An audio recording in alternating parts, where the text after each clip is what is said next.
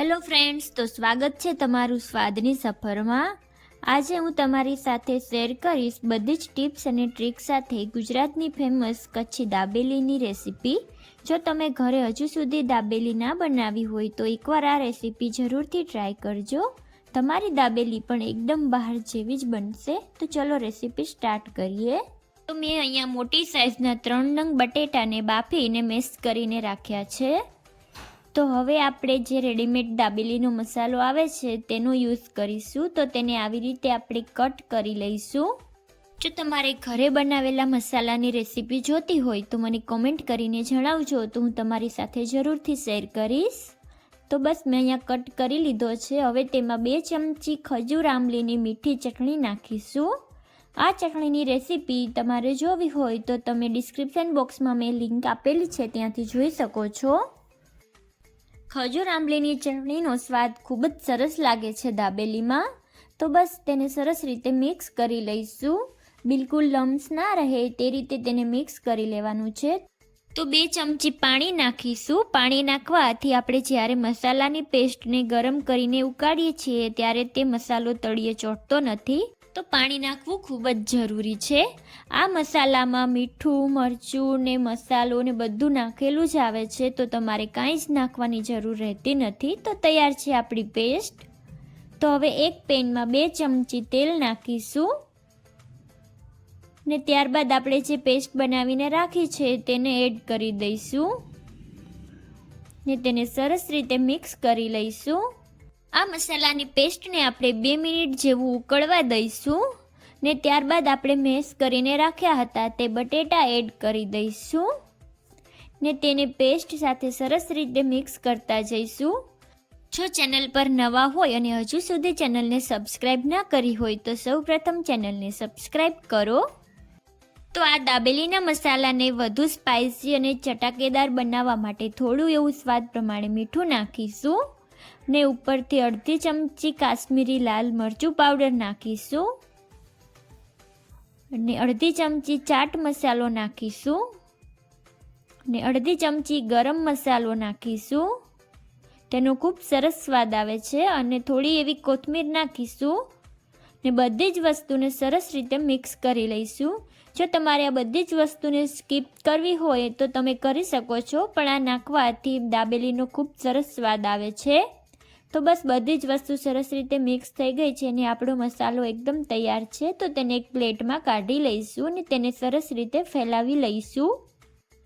હવે આપણે આ મસાલામાં ઉપરથી થોડી મસાલા સિંગ નાખીશું। જો તમારે આ મસાલા સિંગની રેસીપી જોતી હોય તો મને કોમેન્ટ કરીને જરૂરથી જણાવજો, તો હું તમારા સાથે આ મસાલા સિંગની રેસીપી જરૂરથી શેર કરીશ। ને થોડા દાડમના દાણા નાખીશું। દાડમનો સ્વાદ દાબેલીમાં ખૂબ જ સરસ લાગે છે। તો સિંગ અને દાડમને આવી રીતે પ્રેસ કરી લઈશું થોડા ને ઉપરથી ઝીણી સમારેલી ડુંગળી નાખીશું।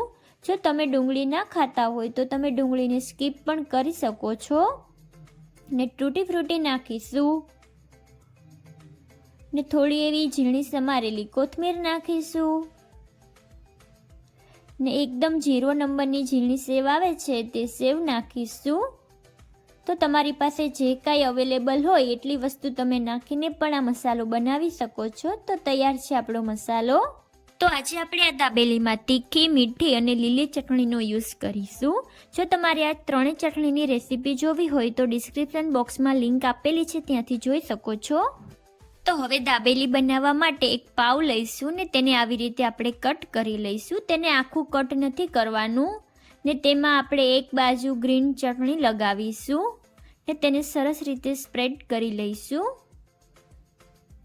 ને તેની ઉપરની સાઈડ આપણે લસણની તીખી ચટણી લગાવીશું। જો તમે લસણ ના ખાતા હોય તો તમે આ ચટણીને સ્કીપ પણ કરી શકો છો।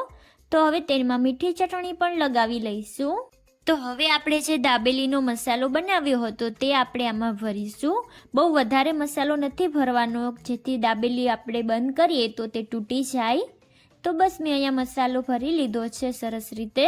હવે તેમાં ઉપરથી થોડી એવી મસાલા સિંગ નાખીશું ને થોડી એવી ઝીણી સમારેલી ડુંગળી એડ કરીશું ને થોડી એવી ઝીણી સેવ નાખીશું ને દાબેલીને બંધ કરી લઈશું। તો તમે આ દાબેલીને બટર ઓઇલ બંને સાથે શેકી શકો છો. આજે હું તમને ઓઇલથી શેકીને બતાવીશ. તો તેના માટે એક તવા ઉપર પહેલાં તેલ લગાવી લઈશું ને ત્યારબાદ દાબેલી ઉપર પણ થોડું તેલ લગાવી લઈશું ને મીડિયમ ગેસની ફ્લેમ ઉપર આપણે આ દાબેલીને શેકીશું જેથી દાબેલી આપણી એકદમ ક્રિસ્પી તૈયાર થાય. તો બંને સાઈડ આપણે તેને શેકીશું ને આ દાબેલીને સાઈડ્સમાં પણ આપણે તેને શેકી લઈશું. તો તૈયાર છે આપણી ખૂબ જ ટેસ્ટી એવી દાબેલી. તો હવે આપણે આ દાબેલીની સાઈડ્સમાં પણ સરસ રીતે સેવ લગાવી લઈશું. તો તૈયાર છે આપણી ખૂબ જ ટેસ્ટી અને જોતાં જ ખાવાનું મન થઈ જાય તેવી દાબેલી. જો તમને મારી રેસીપી જોવી ગમતી હોય તો વિડીયોને લાઇક કરો, શેર કરો અને સબસ્ક્રાઈબ કરવાનું ભૂલતા નહીં ને મને કોમેન્ટ કરીને જરૂરથી જણાવજો કે તમને રેસીપી કેવી લાગી. Thank you for watching.